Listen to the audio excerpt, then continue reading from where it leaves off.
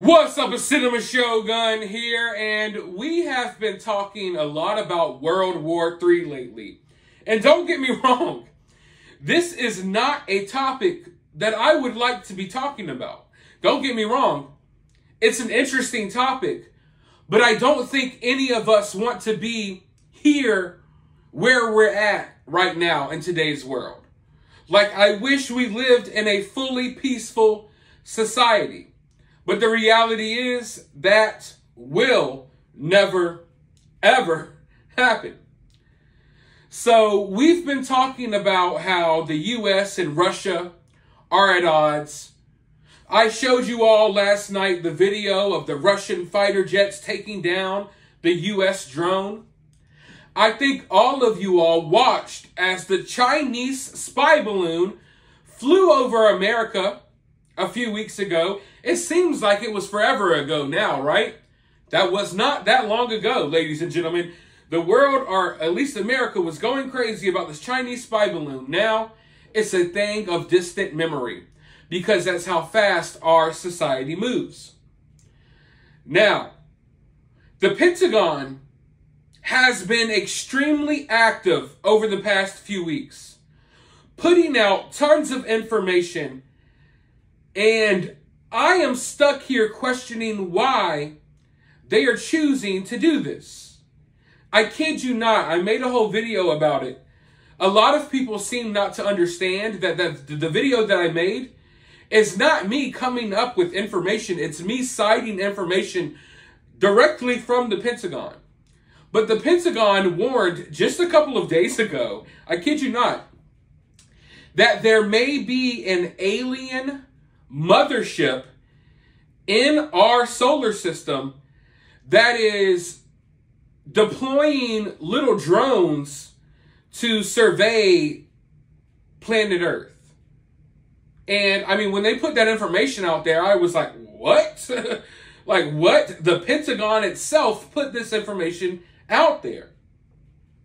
But now, the U.S. military is saying that China has launched hundreds of satellites to target the U.S. Why is all of this stuff coming to light at once? Is all of this stuff true? Or are we being slowly guided into World War III? I don't know about you all, but when the Chinese spy balloon was flying over America,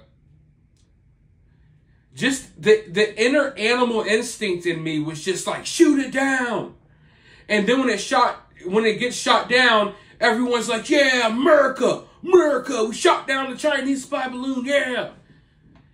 It gives you that inner sense of pride in your country.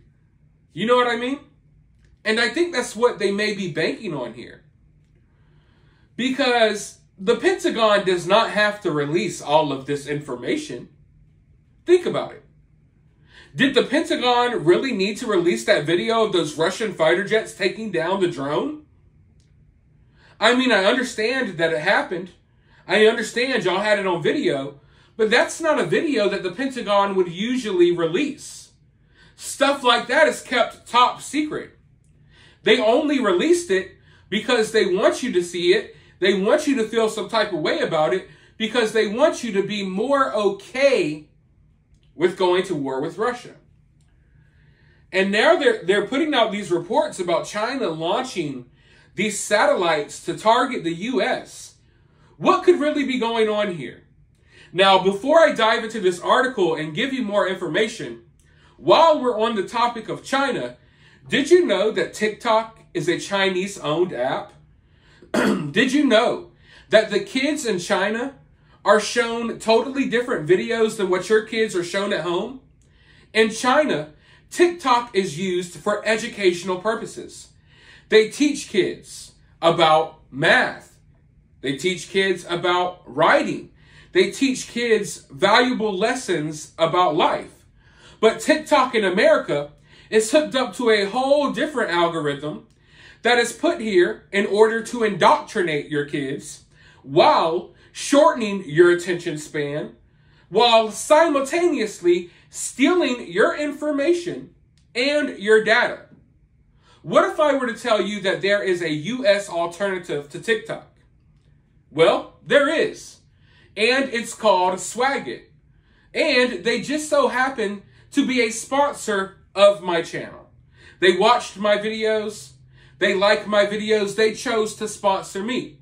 Now, if you would like to support my channel, and if you would like to get away from that nasty old TikTok, download the Swagit app today. Use the link in the pinned comment of this video. It's totally free. You can earn money on the app. And when you download the app using the link and you follow me, you're automatically entered into giveaways every month. I've given away $100, $50, another $100. We're going to be giving away more money soon. So it's a totally free way to support my channel. It's also a great alternative to TikTok, and I post videos over there too. So go download the app today. But without further ado, let's find out about these Chinese satellites that are targeting the US. China has launched dozens of satellites in the past 6 months, and the People's Liberation Army now has 347 orbiting craft that can gather intelligence on American armed forces, according to the head of the U.S. Space Force. General Chance Saltzman told senators that Beijing was the most immediate threat to U.S. operations as it develops lasers to disrupt satellite sensors, electronic warfare jammers, and even builds craft that could grab and move rival orbiting platforms out of position. It is all part of its plan for a fully modernized, world-class military designed to achieve China's space dream of being the most powerful nation in space by 2045. Over the last 6 months, China conducted 35 launches, adding advanced communications and intelligence, surveillance, and reconnaissance satellites to their orbital architecture, he said in a written statement to the Senate Armed Service Subcommittee on Strategic Forces on Tuesday. Of China's 700 operational satellites in orbit, 347 are People's Liberation Army ISR platforms, providing optical, radar, and radio frequency capabilities which track the joint force worldwide. Senior American generals have repeatedly warned that China's investment in space technology, including reusable rockets, threatens U.S. supremacy in space. Chinese officials have even compared the moon and Mars with islands in the South China Sea that Beijing is attempting to claim as its own. Both China and Russia continue to develop, field, and deploy a range of weapons aimed at U.S. space capabilities, the general said.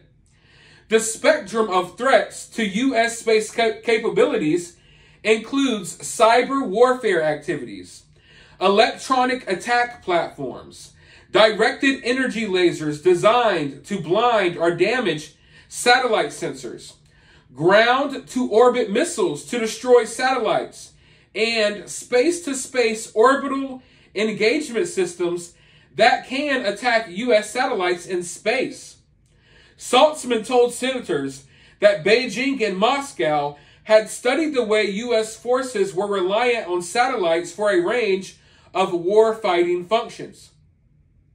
Whether it's our precision, navigation, and timing, whether it's satellite communications, the missile warning that we rely on, and the intelligence, surveillance, and reconnaissance persistence that we have with space capabilities, they know we rely on that. And if they could blind us, if they can interfere with those capabilities, or God forbid, destroy them completely, they know that they will diminish our advantages and put the joint force at risk, he said. So, I can see interfering with, I can see blinding. I can see some of those gray area kinds of attacks on our capabilities to try and put us behind the 8 ball. He described how the Space Force planned to switch from more vulnerable, big geostationary satellites to constellations of smaller satellites in low and medium Earth orbits. With regards to grappling satellites and pulling them out of orbit, much tougher to deal with when you have less than maneuverable older legacy satellites, he said. So again, shifting to a proliferated low Earth orbit constellation where you don't have the what General Haylen called a big juicy target sitting there in a geostationary orbit makes that a much tougher proposition for them to execute against. The U.S. Space Force's $30 billion budget request for fiscal year 2024 is about $3.9 billion over what was enacted for the service in 2023. More than 60% of the Space Force budget, about $19.2 billion worth, is aimed at research, development, testing, and evaluation. China, our pacing challenge, is the most immediate threat in, to, and from space, for which the Space Force must maintain technological advantage and readiness to defend vital national security interests. Russia, while less capable, remains an acute threat that is developing asymmetric counterspace systems meant to neutralize American satellites. Both states recognize the advantage space provides the United States. So, long story short, ladies and gentlemen, if you think things can't get worse, just wait on it. We're going to have big space wars in the future. And that's not even a joke. It's not something out of a sci-fi movie. This is reality. But this is why I always tell y'all that World War III, our future warfare in general, it's going to be much different than anything that we have ever witnessed. They're talking about satellites battling other satellites in space. China is trying to form weapons that they can attach to their satellites to shoot down American satellites. And they want to attach grapples, like a freaking claw machine. You know what I mean? They want to attach grapples to their satellites that they could use to grab American satellites and to throw them out of orbit so they no longer work. Weird, right? But the scariest part to me about all of this isn't these satellite battles, which will be bad enough. The scariest part to me is that China is already referring to Mars and the moon as if these are places that belong to them, if you will. China wants to literally take over the moon. They want to take over Mars. They want to put military bases on the moon and in Mars. And what we're witnessing here is the full destruction of the universe. I mean, it's so sad when you think about it. Our world has been filled with war and destruction since the beginning of time, right? As far back as you can go in human history, there's been conflicts, there's been warring tribes, there's been people fighting over land. Now, the very concept of human life in space, the very concept of human life spreading further than Earth, you would think that that's more of a peaceful concept. When you think of, sending humans to Mars to inhabit Mars, to colonize Mars, you don't think of bloodshed, war, agony. You think of peacefulness in a way. At least I do. But that's not the case. As if humans haven't learned enough from our time here on earth, what we're about to do is we are about to take our dirty habits and we're going to transfer them to the stars. Eventually, and it's going to happen, people. Eventually, human life is going to spread to the moon. Human life is going to spread to Mars. Human life is going to spread all over. And it almost sickens me that before we've even landed, supposedly, maybe there's already things out there, supposedly before we even landed our first human on Mars, we already have our militaries basically at war with each other over who gets there first and who's going to establish military dominance there. So if you thought that, hey, human life going to Mars was going to be this peaceful thing and that humans were going to colonize Mars and turn it into another beautiful planet, no. We're going to go there and we're going to wage war. That's exactly what's going to happen. We're going to get to Mars and then we're going to fight over Mars. We're going to go to the moon and then we're going to fight over the moon. Now, one thing that needs to be perfectly clear here. Whoever establishes dominance in space also establishes dominance on Earth. Because we're going to get to a point where if you got dominance in space, there's nothing anyone on Earth can really do about it. Your tanks, your troops, your Apache attack helicopters, they mean nothing when you got space lasers that can blow your country off the map in orbit. You know what I mean? Attached to satellites swirling around your planet 365 days a year. So the future, it looks really insane. It looks like something straight out of a sci-fi novel. But this is where we're at. And this is the type of information that is out there for people if they chose to look. So, I don't know exactly what's going to come of this, but this is just a preview of what's to come and what to expect in the future. We're going to see a different type of warfare. I believe in our lifetime, if we're blessed enough to live full lives, we're going to see some of this stuff utilized. We're going to see some of these weapon systems utilized on the battlefield.